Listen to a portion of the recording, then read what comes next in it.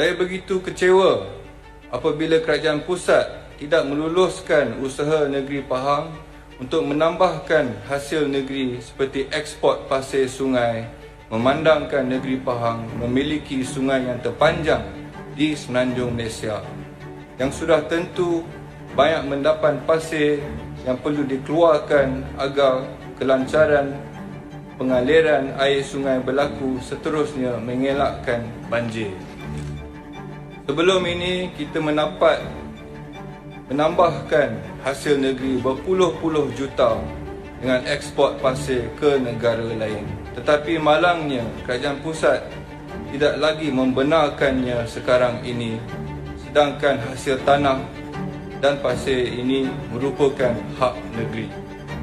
Dalam pada itu, saya juga mahu kerajaan pusat memberikan kuasa dan ruang yang lebih kepada kerajaan negeri apabila melaksanakan satu-satu projek, utamakan syarikat-syarikat atau kontraktor yang berasal dari negeri Pahang. Saya mahu peluang seperti ini diberikan kepada anak-anak negeri Pahang untuk melaksanakan projek-projek.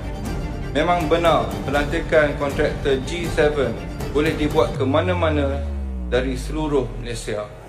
Tetapi saya mahu keutamaan itu diberikan kepada syarikat dari negeri Pahang yang sememangnya diakui bekalannya dan kompeten.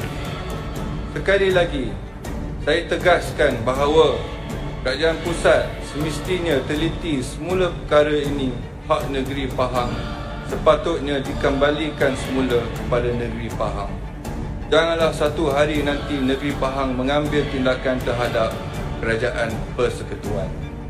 Saya mahu Yang Berhormat Penasihat Undang-Undang Negeri untuk kaji dan dengan teliti apa tindakan yang boleh kita ambil ke atas kerajaan persekutuan untuk perkara ini.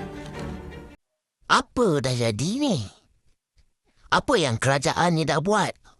Subhanallah, alhamdulillah, wa la ilaha illallah, Allahu Akbar.